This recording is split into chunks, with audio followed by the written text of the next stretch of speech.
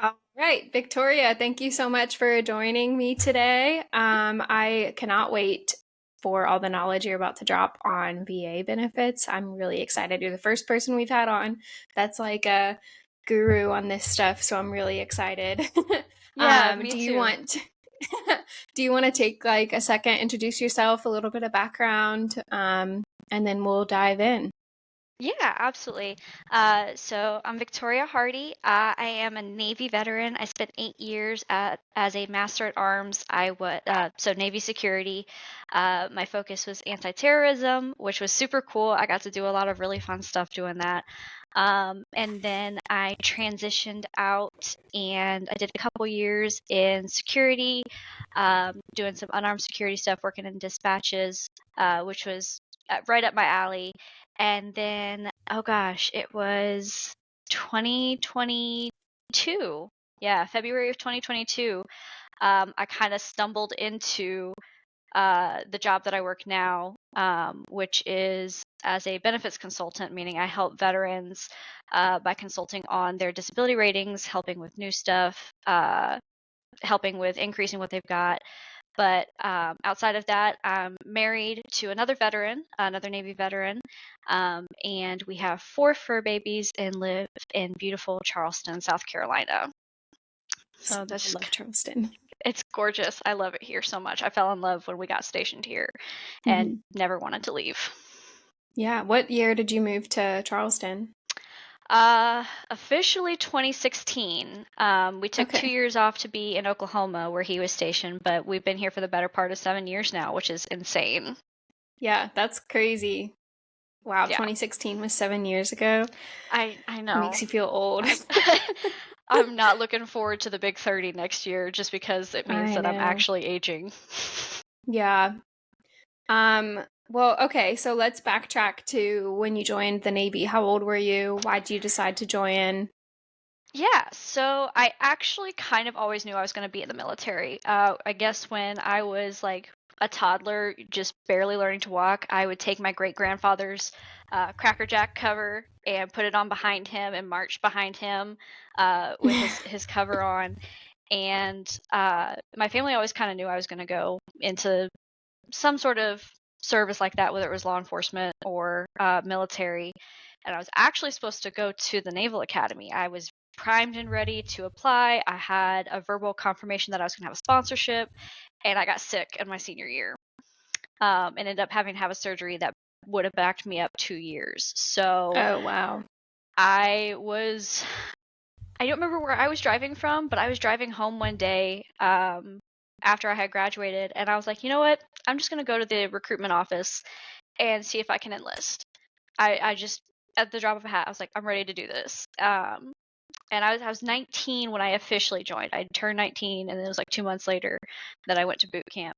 But I was like, nope, I'm not waiting for Yeah. college this time. I'm just gonna join. I wanted to do the Navy because my great grandfather was a World War II hero, and I always kind of idolized him, and that's why I wanted to do the Naval Academy too. Um, and it just seemed like the right time. It was just something clicked in my head. Hey, it's time for you to do this, and I knew what I wanted to do. I made sure I got the score for it. And when they said, hey, you can ship off in July, I was like, let's do it. That's awesome. What was boot camp like for you? So what year did you go to boot camp?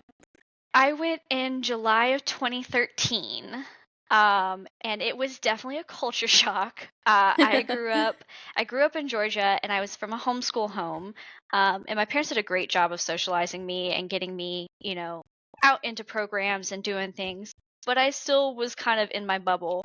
So going to Mhm. boot camp and meeting people from all kinds of life backstories and stuff was a little bit of a culture shock. And I also don't do Yeah. mornings ever.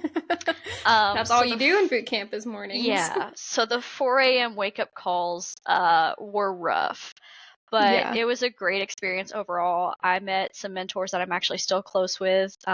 Once I had graduated schools, I was allowed to add my RDCs as friends, and I still keep in contact with them. And I was very fortunate to have female RDCs, women, as my RDCs, and they really inspired me to take control of my career and keep pushing forward.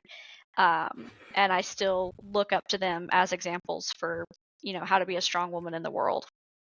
Yeah. But it was a really good experience. I'm glad I did it. There's some things I would change if I went back and did it over, but I'm glad I did it.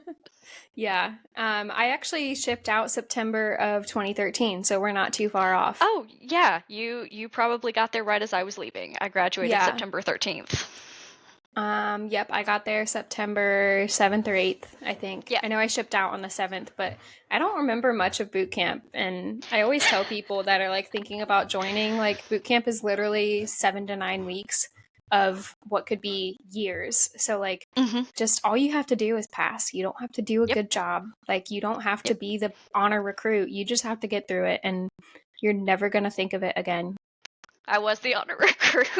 Oh, nice. Not to bash you at all, but like it doesn't, you don't have to, like your performance in boot camp doesn't determine your naval career. And it's just a rite of passage everyone goes through, and then they don't talk about it ever again, really. Unless it's to share funny stories of things you got away with. Yeah, that is true. I also had a female, my lead RDC, which if anyone listening, RDC is just like your drill instructor in boot camp. And my lead was a female chief, and she would go on these tangents about like she would show up to her kids' school in her chief uniform, and she would just give us these like extremely powerful, motivating speeches about like being a female in the military, and that really like stuck out to me. I don't keep in contact with any of my RDCs, but it was really cool to see a female being our head, and then two men as like the second and third RDCs. But yeah, I think that made a huge difference. If I would have had all three men, I would have never seen a positive female role model until like year 4 of the Navy. So yeah, absolutely. Totally agree. Did you notice any like challenges in your first couple years in the military from being a female, especially in Master at Arms? Like I know there's a lot of women in it, but it's a manly job, you know? Yeah. So I'm small. I'm 5'3". At the time I weighed like 110 pounds soaking wet with rocks in my pockets. So there was definitely the immediate perception that I was not going to be able to do my job fully. That I didn't have the strength for it, that I was just too small to do things right. And I kind of had a leg up that I didn't tell people about at first. I've been in martial arts since I was 6. And I also was in a police program. It's called Police Explorers. It's through the Boy Scouts of America for several years in high school. So I already kind of had a general idea of what law enforcement was like and how to do the physical side of things. So the instructors would make fun of me for being small and not being able to do it. And then I'd throw my partner across the room during training, or be able to tackle a guy to the ground and handcuff him like it was nothing. And they just kind of look at me like, this little chick just did that. Like she just threw him. So that was fun in school, at least. I really pushed myself to excel in school because I didn't want that perception of she's tiny, she's female, she can't do it. I was like, no, I wanted this job. I'm going to do this job. Get out of my way. Now, when I got to the fleet, was another culture shock. Again, coming from growing up, not sheltered per se, but just in a bubble, I guess would be the best. Yeah, I less wasn't like really culturally diverse. Yeah. When I started meeting people who were established in their careers and had their reputations and had, their place in the hierarchy, it was tough. I dealt with a lot of anxiety problems that I still have to this day. And there were a couple people, I won't talk too much about them because I don't like to speak poorly of people that I'm not in contact with anymore, and I also don't like to give them power over me. But there were a couple people who kind of went out of their way to make my life a little bit miserable because they assumed that I was entitled, that I was lazy, all that kind of stuff, that I was just trying to get an easy go of things. And it wasn't the truth. I genuinely wanted to go out and do my job and do a good job of it. But it was just that image again of the young female. I'm always kind of bubbly. I'm always kind of just like joking Yeah. around and stuff. So there were a handful of incidents Mhm. that have had lasting effects on me and Mhm. my mental health. I guess we'll go with that one. Yeah. Um, but overall, it only made me stronger in the end. Like it gave me, Yeah. if it started off at the worst it's gonna get, it can only go better from here, and that's kind of Mhm. how it ended up going. Yeah. I like resonate with what you said 1,000,000% because I grew up in Ohio Mhm. and I Mhm. was just bright-eyed, bushy-tailed, had no clue what the world had in store for me when I joined the military. I was not ready. Yeah. But when I was also like a really hard worker and I was like, I'm gonna do this job to the best of my ability and no one's gonna like get in my way of my goals. Like, yeah, and I was 18 and Mhm. I just looked like this little spoiled brat. Basically, that was Mhm. everyone's first impression of me, was that I was spoiled and used to getting what I want and had never lifted a finger in my life. And there were a couple people at my first duty station. So my first duty station was a ship. Um, and I remember we were out like sweeping the P-way, like the hallway, Mhm. and this second class comes up to me, and I was an air traffic controller, so we already have pretty like cake like work lives. Like we sit in Right. air conditioned office spaces, like we don't do much manual labor, but we still had to clean every day. And I was sweeping, and this second class comes out, and he just like he's probably like 35. Like Mhm. he should have made first class years ago, but Mhm. I'll mind my business. And he just like put his hands on his hips and looked at me and was like, just like making weird noises at me. And I was like, Mhm. can I help you, AC2? And he was like, this must be your first time sweeping, isn't it? And I was just like, no, it's not actually. And I'm going to continue to sweep the way I know how to sweep if that's okay with you. Mhm. And he was like, sure, you just look like you're struggling a bit. And I was like, chill out, dude. And he would just make all these comments to me about Mhm. like, I was just naive and super motivated. Like I wanted to Yeah. do everything. So there was this chief on deployment that I got permission to come to work an hour late because had a challenge going with him to run on the flight deck every morning. And I wanted to be Mhm. able to match his pace by the end of deployment. Okay. And so he talked to my chief and got permission for me to PT with him in the morning and I could come in an hour late. And he made like just dumb comments about that. And I was like, Mhm. I don't see you getting up at 5 a.m. to run. Like, Right.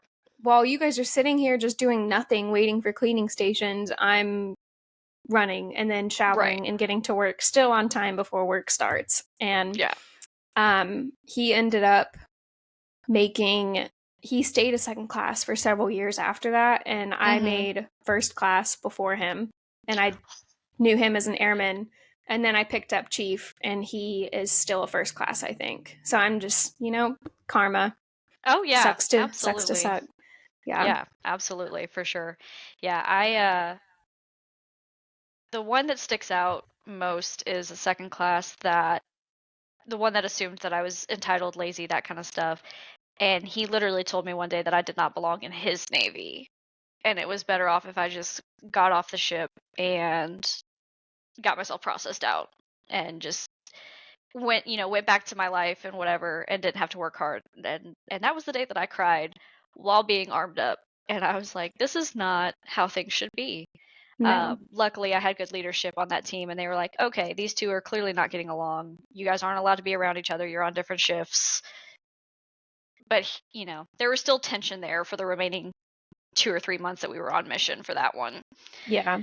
But, It's just like, I don't know, why even waste your energy from his perspective? Like, why would he waste his energy trying to degrade you when he could literally be like, if he honestly thought that you weren't good enough, why wouldn't he take time to like make you good enough in his eyes? Or, um, I don't know. He probably just felt threatened. I don't know. Maybe. But Yeah. again, honestly, I haven't thought about him in years. The only time I even talk about him is when I'm working with my vets and I'm like, Yeah. hey, this is something that happened to me that caused me to have anxiety. Here's how I talk about it when I go to disability stuff.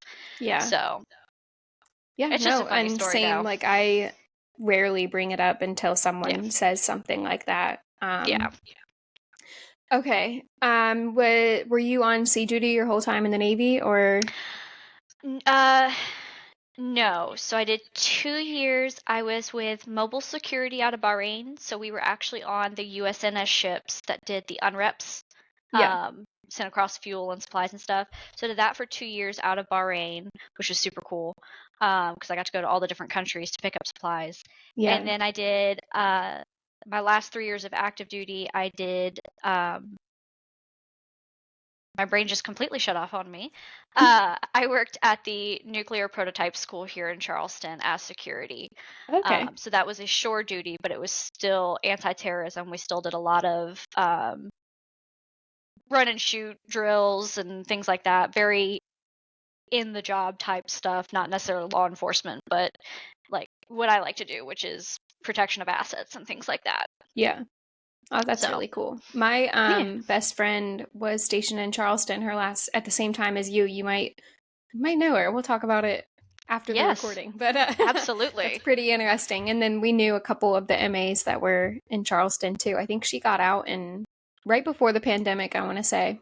Gotcha. Yeah. Gotcha. Um all right, so switching into your job that you do now, how did you like Yes. stumble upon this? Well, I so after I did the 2 years of unarmed security, I was working with a security company for that. I took a year off when my husband got stationed in Oklahoma to go to school full time because they were like, "Hey, we can't make you a manager until you get a degree." Um, so I was going to get my degree, and about a year in, I realized, okay, maybe going back to security isn't great for my mental health. Maybe it was causing more problems than it was giving me happiness. But I was like, but I need a job. I need to make money. I was rated 80%, which is great. Like, Yeah. I was happy with getting 80%, but I like to pull my weight. I was raised to be very equal with my husband. You both contribute, that kind of stuff. And I felt like I wasn't. So I was like, I need to find a job. I need to find something to do. And my best friend actually had been on my butt for 2-ish years. Hey, you deserve a higher rating. Your back, your mental health, all this other stuff is underrated. You need to call this guy Kyle, and he'll help you with your rating. And it finally got to the point that she was like, if you don't call him, I'm going to call him for you and set up an appointment. And I was like, okay, I'll call him. So I remember it vividly. It was New Year's Eve, and I don't know why I decided to call him on New Year's Eve, but I called him and I said, hi, my friend uh, Kylie recommended you to me. Can you help me with my VA rating? And he was very nice about it. He said, hey, go fill out this form, da da da.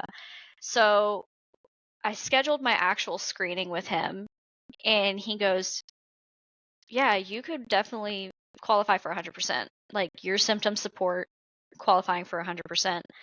And I was like, that's great.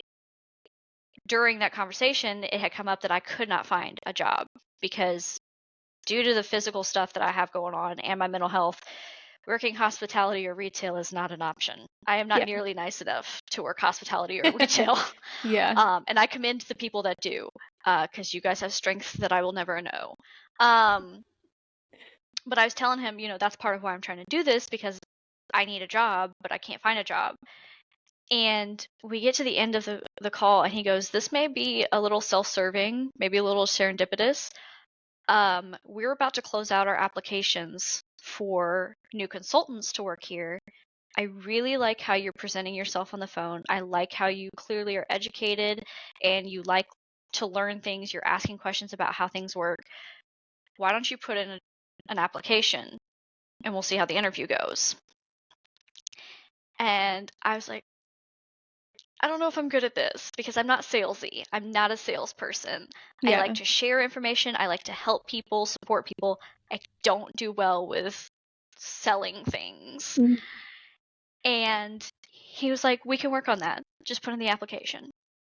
So they ended up offering me a contract, and I thought about it, talked with my husband. I said, okay, this is commission based. There's no telling, how much I'm going to be able to make, but it's something that seems to be presenting itself at the right time, and that's kind of how things have always gone for me. Things have just presented themselves Yeah. at the right Oh time. yeah, timing's everything.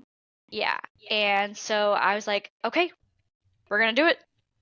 We're just going to jump in feet first and do the thing. And the rest has kind of been history. I did my training. I learned.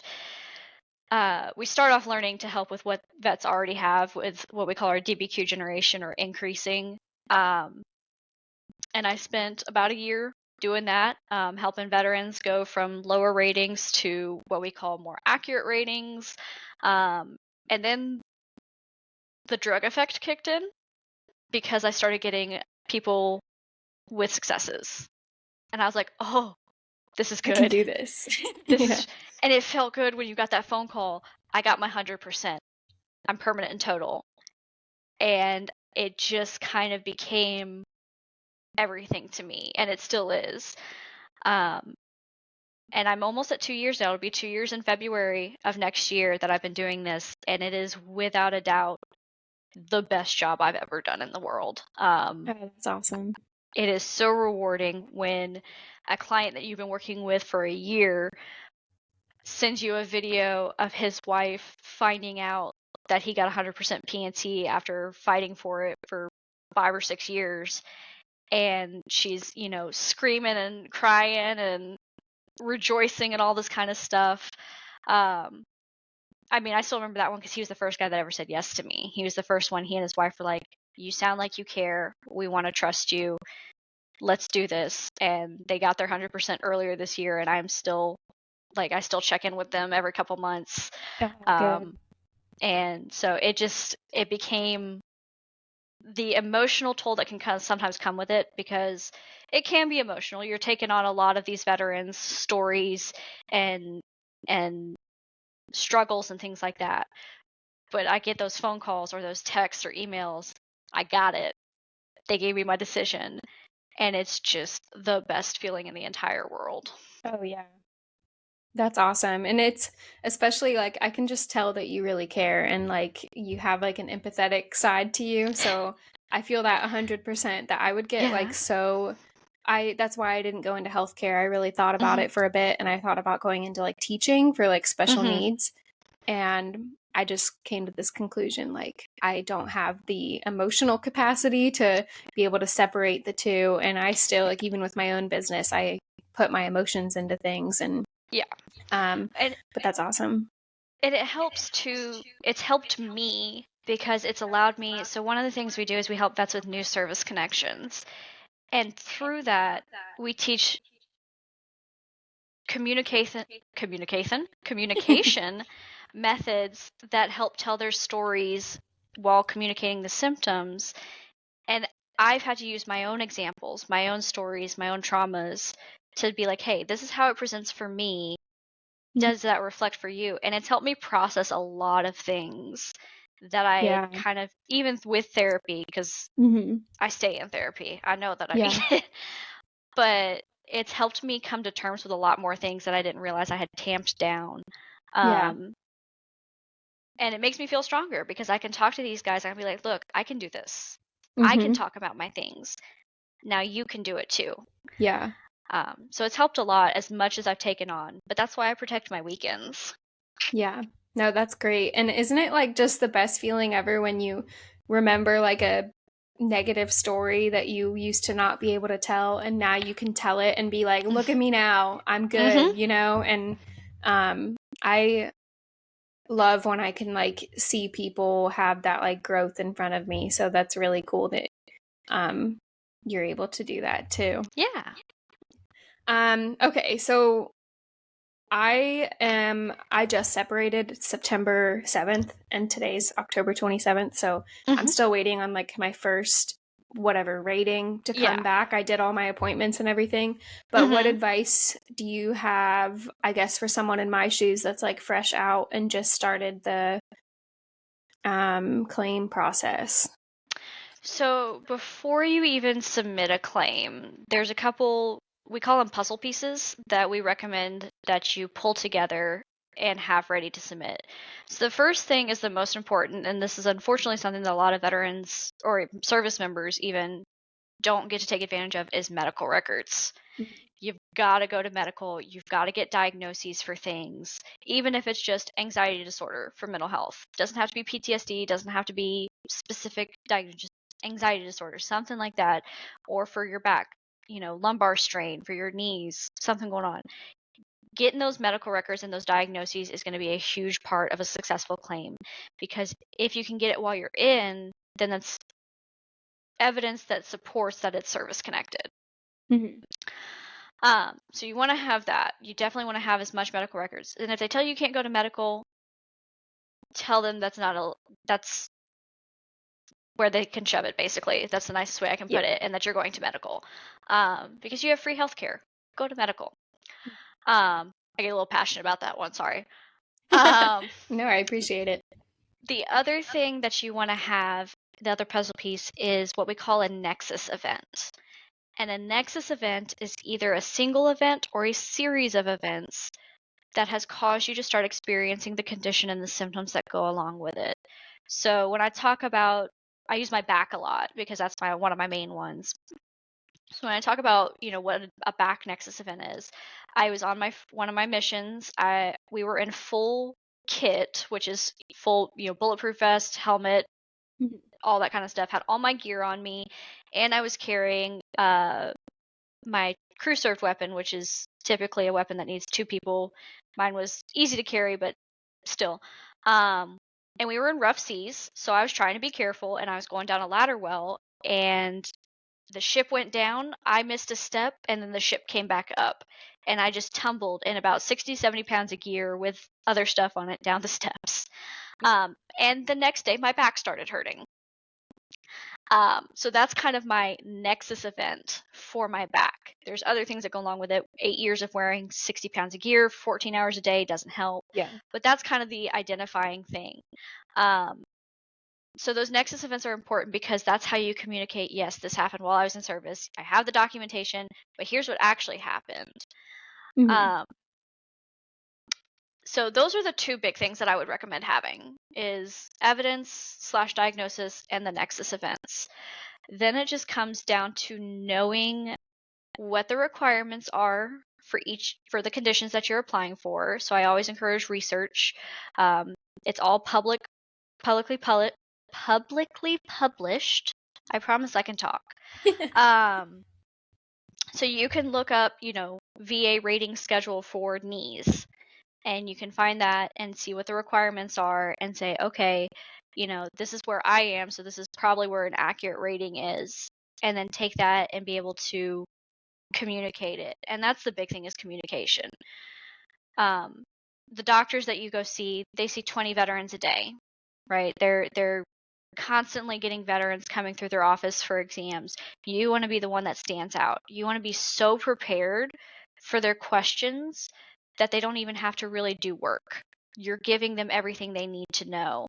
And knowing what the requirements are for each condition will help you be able to do that. So those are kind of the basics. There's obviously more details that go into it, confidence, how to communicate, body language, things like that. But that's kind of the basics of what I would recommend for anybody prepping for a new claim.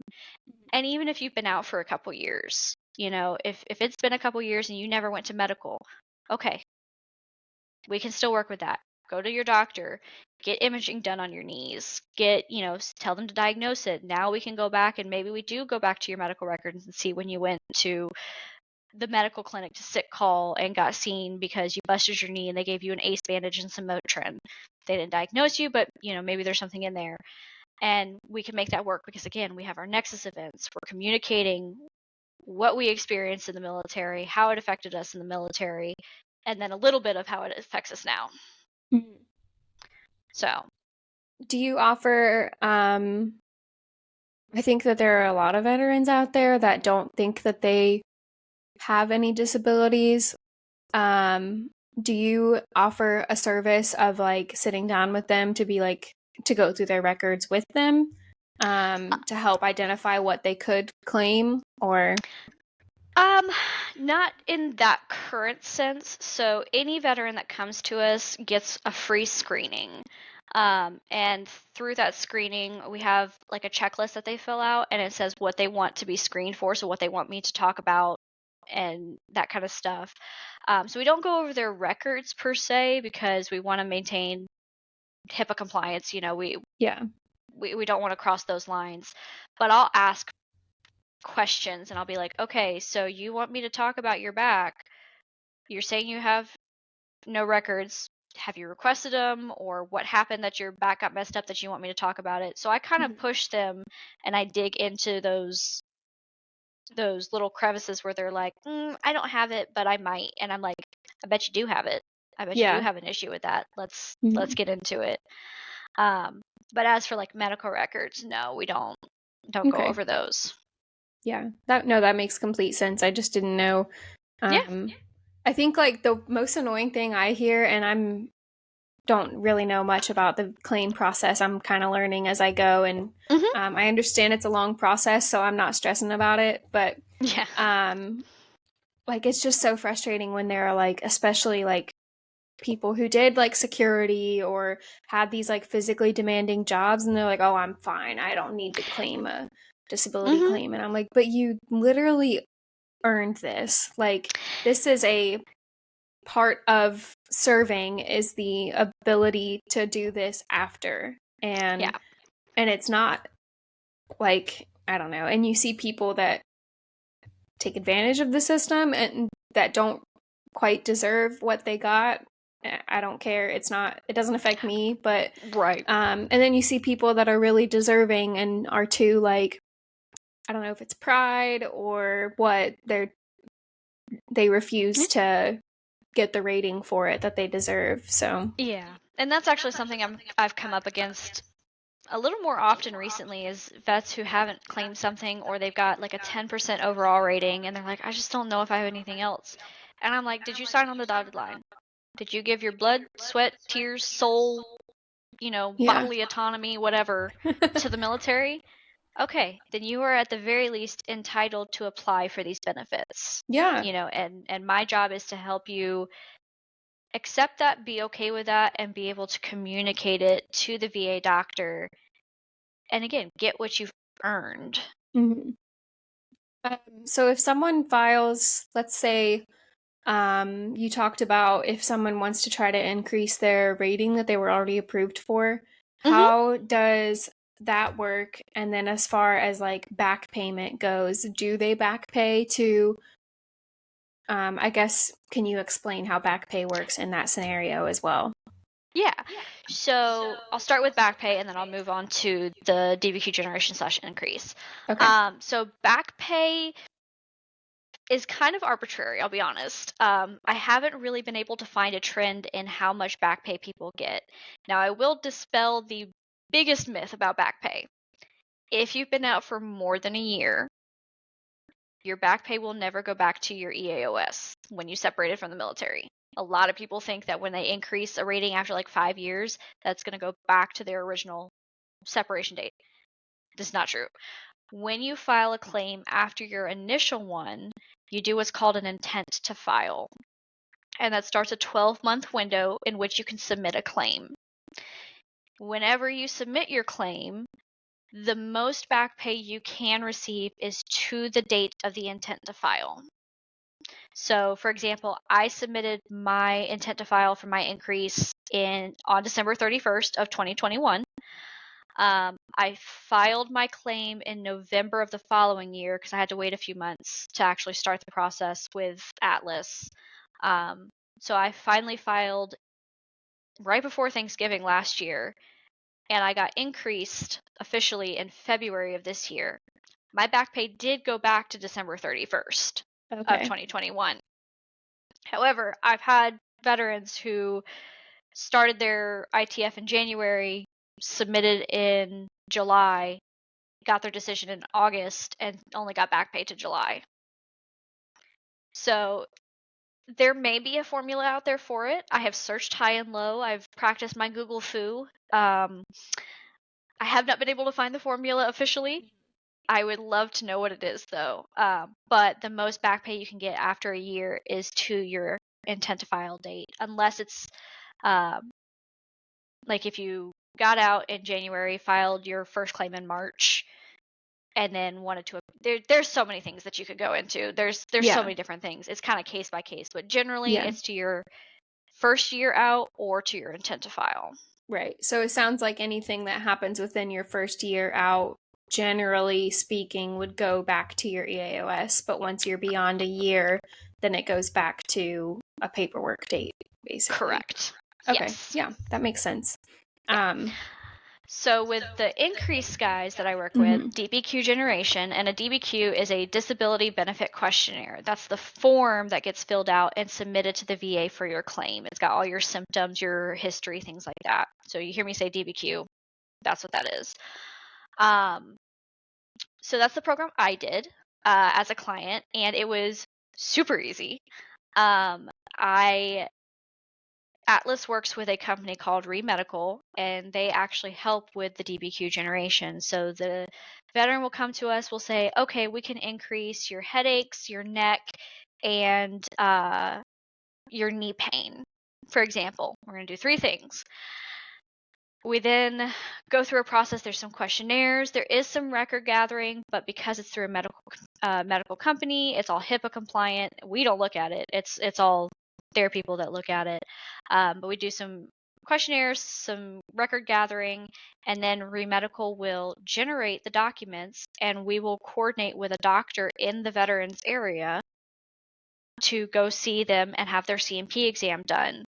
So it's not with the VA, it's through our network of doctors around the country, which helps a lot of veterans who haven't wanted to move forward with an increase because they're scared of the daunting process that is the VA. And I have all respect to the VA, not talking poorly about them at all, but it can be scary because there's not a lot of readily accessible information about what to expect. So it kind of gives them a better feeling because they know that I'm working with them the whole time. We do prep sessions, we do pep talks, all that kind of good stuff. They see a doctor that is, already kind of knows what they're walking into, already has the information. They do the exam, make sure that everything is still supported in person versus virtually. And then Remedical will finish the DBQs and the veteran will actually submit them. So we're not accredited agents or attorneys. We can't do anything on behalf of the veteran. But we provide them with the information on how to do it and their DBQs. They submit their claim, get their decision. It's so much easier than going it alone. I never would have tried to go from 80 to 100 if I had done it by myself. It made me feel so much better to know that I had educated, knowledgeable people on my side, being able to be like, okay, this is what you're giving me. This is, how you can word it. Excuse me. Fill out these questionnaires, advocate for yourself. That's one of the big things is the questionnaires are what gets put on your DBQs.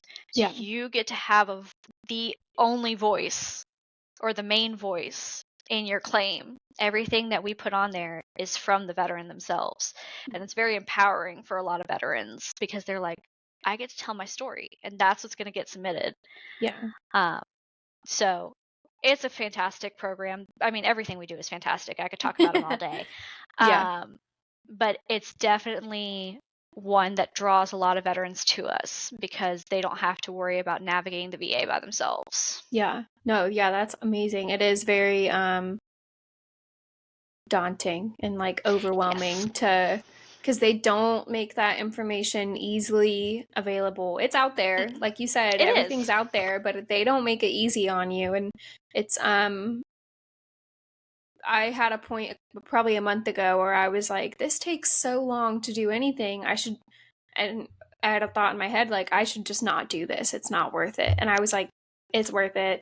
Just suck it up, deal with the long wait times. Like the phone call takes forever and the appointments, I go for one x-ray and I'm there for 3 hours because there's too many people and not enough providers. And, but I just, it pays gotta off do in it. the end. Yeah. It pays off Yeah. in the end, and you get that financial security. Again, we spend all this time in the military with a steady paycheck, free healthcare, Yeah. generally discounted or free housing, depending on, BAH and things like that, or barracks. We're taken care of, and then we get out and we're like, I You're have to on pay your for own. everything again. Yeah. Yeah. So it helps a lot of veterans and ones that can't work, especially. I love being able to help them get that financial security so that Yeah. they don't feel like they have to go to work when they really can't. Yeah. Absolutely. Um, so it's allowed for me to work like getting 100%. I work part-time. I work 20, 25 hours a week tops. My That's husband is a awesome. full-time student right now, and we don't have to worry about our bills being paid. Yeah. No, that's great. So if you would like to do like a little plug for you and your business, or do you want to like talk about how someone would work with you and what that process is like? Yeah, so if I haven't said the full name yet, I work for Atlas Benefit Consulting. It's a veteran-owned, veteran-run company. They're based out of Washington, but we are fully virtual, clearly, since I'm on the opposite end of the country. Um, and you can always go to our website. We do have the ability to request a free consultation, which is what we call our screenings. Um, there's a little form you can fill out where you can say, this is my name, I have a rating, I don't have a rating.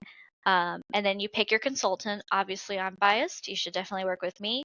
But honestly, our other two consultants, Ashley and Anna, are fantastic. I love those girls so much. They are super supportive. They've helped me so much in my training, and any of us you'd be lucky to work with because we all work together to help each other out and learn things and do better. Um, but I do also have my own little contact request link that I can absolutely share Yeah. with you to get that.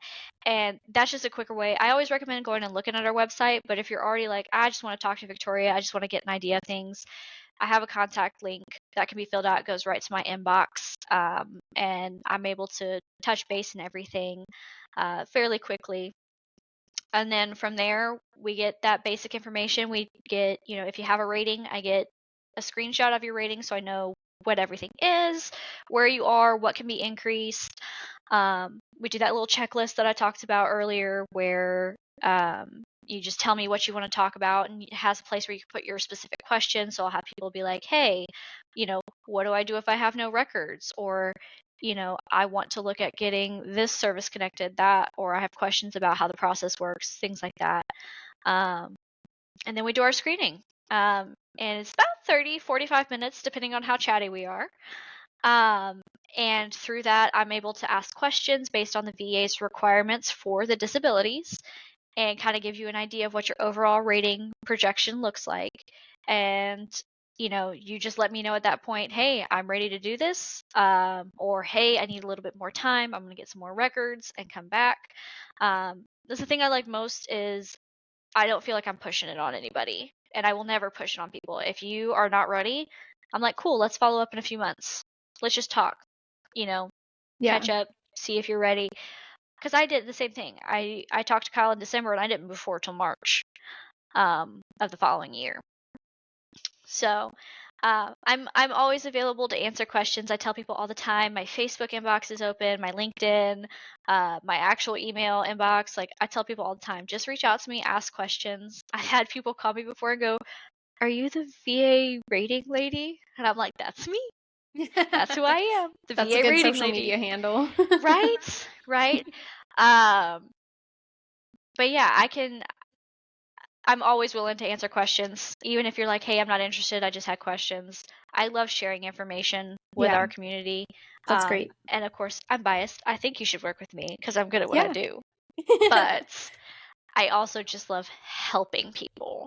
Hmm. Um, so Yeah, that's awesome. What are you comfortable sharing like how much it is to work with you or how the payment works and stuff like that? yeah, so payment style wise, we're kind of unique. We are a flat fee company. So whereas a lot of other companies that do the same thing will usually take like a percentage out of your back pay, we only do a payment up front. It's a flat fee. It tells you exactly what that entails, what it covers, what it includes. And then there's no other payments after that. The Okay. only other time would be if we had to expedite you if your intent to file was coming up.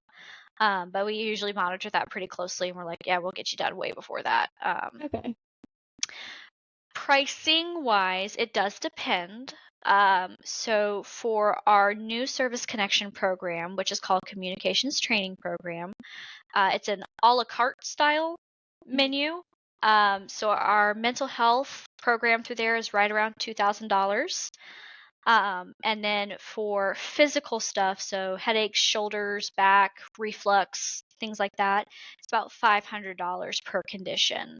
Um, and then for our increase program with in partnership with Remedical, it ranges depending on what you need done. So if you just need mental health or physical, it's about $2,800. And again, that covers me helping you out, regenerating the documents, doctor's appointments, everything. That's why it's a little bit more expensive. And then if you need both of them, it's about, I can pull it up right now. I think it's about $3,100 Mm-hmm. for both together. Yeah. So not exceedingly cheap, but I will say it is on the lower end of the market that we currently in. A lot of the other companies are starting around $5,000. Yeah. Don't take that as gospel, anybody, but Yeah. that's kind of the general. Mm-hmm. And we also have payment plans. We don't require you to pay $3,000 up front. If you need to Yeah. split it up, we have payment plans because our goal is to put money in veterans' pockets, not take it out. Right. Um, and that's But all yeah. information that's shared with veterans Yeah. when they fill out a contact request. That's like the first thing we send out is here's the program info, here's how much it costs. We're very Mm-hmm. upfront about it. Yeah. No, that's great. I mean, I've never inquired with a company like that does Mm-hmm. what you guys do because I'm still so new to it, but Mm-hmm. I mean, my thought process is you're about to help me get paid more for the rest of my life, so the least I could do is give you like a month or two's cut, Yeah. And and honestly, like our prices have gone up with the economy because that's how it all works. But when I onboarded, it was about $2,700 for what I needed done, and I got 27,000 in back pay. yeah. So I was okay with shelling out that money, and that's a general gap of what people get. Their back pay pays for it and then some. And again, we Mm-hmm. don't take any of that. That's all yours to keep. Yeah. No, that's awesome. Thank you for sharing that. I know the Yeah, transparency is really appreciated. absolutely. And I love sharing it and getting the information out there. And I'm an open book. I'll tell Yeah, you pretty much anything. that's awesome. Yeah. Do you have any like VA? I know you talked about the back pay myths, but do you have any other like common myths you want to debunk or Ooh. Um. Oh I know I gosh, you just put threw me you on on the the spot with that spot, one. but Yeah, I know. Um. or common misconceptions. Honestly, they kind of just pop up randomly, with what they are. I Mhm. don't have any. That's the biggest one, is the back pay one. Yeah. Um, okay, I got one. Have you heard of nexus letters? Of what? Nexus letters. No. Okay. So nexus letters are an additional piece of evidence that you can get to submit with your claim. It's typically with a doctor and a VA accredited attorney or an attorney that write Mhm. together basically a statement saying that your condition is at least as likely as not caused by military service. It's just supposed to be an extra thing saying from an impartial doctor that your condition is service related. A lot of people think those are a shoe-in for getting a service connection. And the unfortunate reality is they're not. They're one of those things, they never hurt, but they're not guaranteed to get you a rating. So if you're like, oh, I have to have a nexus letter for my new service connection because I've been out for so many years, don't take that as an absolute.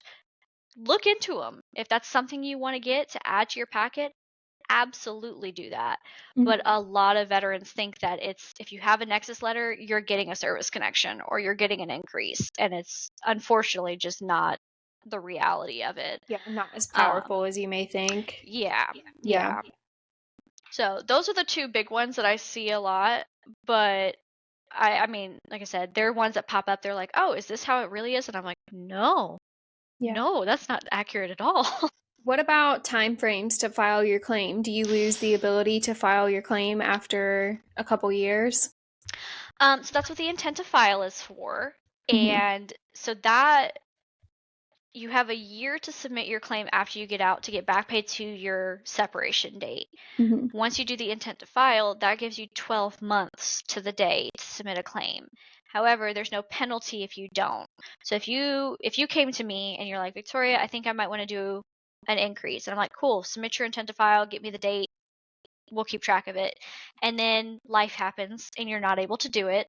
And you come back a year and a month later, there's no penalty, but you're going to have to do another intent to file Right. because that one has expired. Mhm. Um, so there is a time limit, but once you've submitted the claim, your intent to file can expire and you're okay. It's Right. just getting the claim submitted that has to be done in that 12 months. Okay. So your initial claim needs to be done within 12 months or else you lose the ability to do it at all? Not at all. You Okay. just have to start a new application. Okay. So there's never a time limit on when, like, let's say Nope. if a veteran gets out and then 5 years later they decide to finally I claim have I disability. have a veteran who's been out for 7 years. That's filing his first claim. I've had veterans that have been out for, I think I've got a gentleman right now who we're doing an increase for him. So it's not a new service connection, but he got out before I was born. And we're increasing him. But That's yeah, I've had awesome. people who've been out for 10, 15 years Okay, and cool. we still help them out. And again, it comes down to that medical evidence and communication. Hmm. That's good to know because I think Mhm. a misconception that people I have talked to have said like you only have like a year or two to file your claim and after that you can't do it. So that's really good to know. I'll be honest, it becomes more of an uphill battle, but it doesn't mean Yeah, it's a battle we can't win. right. It just comes down to how determined are you to fight for yourself, and are you willing to let me help you do that? Hmm. Um, but yeah, like I said, I've had people who've been out 7, 15 years, and they're doing their first claim and they're nose to the grindstone. Let's get it done. Yeah, that's great. Yeah. For like a, I don't know what the proper term is, but like a reevaluation of your um percent that you were awarded, does hmm that, is there a certain time frame that a reevaluation happens or how does that work? Are you talking like the VA reevaluating you? Yeah. Okay, so they their standard quote is between 3 to 5 years after you receive the rating. If it's not permanent in total, they can reevaluate you. However, it's not consistent that they do it. So, like, I got my initial rating in 2019 when I went active to reserves. And then I filed my claim. Well, I started my intent to file in 2021. And so that was kind of in that 3-ish to 5 year, and I never got contacted for anything. A lot of veterans don't, as long as you continue to take advantage. I will say this gives you a leg up. If you take advantage of the VA healthcare services, um, it helps you stay on their radar and they don't get suspicious of, oh, he hasn't come to see, veteran Smith hasn't come to see us in 6 years. Yeah. Maybe his service connections are better. Let's reevaluate him. Yeah. Um, Now, we do help with that as well. We can, it's called an RFE, and don't ask me what that stands for right now because I don't remember for some reason. Um, but we do help with that as well on an expedited basis. We can help you get new DBQs to submit to the VA and support what you already have. I've actually done it for 1 or 2 people within the last year. Um, it does happen. It's kind of random. And a lot of times, like I said, if you're not utilizing the VA at all, it's going to raise that scrutiny, in my opinion, at least. Yeah. Uh, I use the No, it VA makes for all my sense. health care. If you're claiming any type of medical condition and then in 5 years you don't get any help for it, the VA is going to be like, do you actually still have this condition or what's going on? So yeah, Yeah. that makes sense. Cool. Well, do you have any last words of wisdom or advice you'd like to share with anyone, or? I have all these notes next to me. I was prepared. I took notes. Um, the biggest thing I can say is don't try to be in control of everything every minute of the day. Life is going to do what life does. It's going to take you on all these winding roads. Lord knows I know how that feels the last few years. Um, and the best thing I have done for myself is just kind of let it come and deal with it as it comes. Control what I can, but if it's something I can't control, okay. All right, you got this, Yeah. universe, God, whoever you believe in, you've got this. I'm gonna let it happen. And that has led to me being the healthiest I've ever been mentally, not miserable trying to constantly find a way to fix things. I'm just, it'll happen. It will either happen or it won't. And whatever happens, I will come out okay for it. Yep. And that's kind of how I got into this job and how I got where I am now. Um, and that's just something I really want to share with a lot of veterans and a lot of women veterans, because we have that instinct to take care of people, not necessarily to fix things. That's more the men's side of things, but we want to take care of things and be in control. And it's sometimes you just have to stop and be like, whatever's going to happen is what's going to happen. Yeah. And I will be okay no matter what. No, that's a great perspective to have, and that's something I've been learning the past couple weeks too, like coming out of the military and being in leadership and just really being in control of everything all the time, and now I'm like, it doesn't matter, like, Yeah. I don't have to be just really picking what I want to care about. And Yes. it sounds pretty almost ruthless to put it that way, but it really is. Like, do I actually care about, I don't know, traffic? Like, does this Right. actually bug me? Like, no, I'm not in a rush to get home. So, and it is what it is. It's control the controllables. It's out of my control. So I'm gonna play my favorite music and have a jam session instead. And yeah, that's a great mindset to have, and it's really is life-changing from a mental health standpoint. Absolutely. It's made it to where I'm not depressed every other week. Yeah. To be honest, I'm still not myself. My 100% rating is for mental health, but I'm okay. Yeah. And I'm getting through each day, and each day's a little bit easier. And being part of the community, the veteran community, helps a lot too. When you get integrated with them, you feel not alone.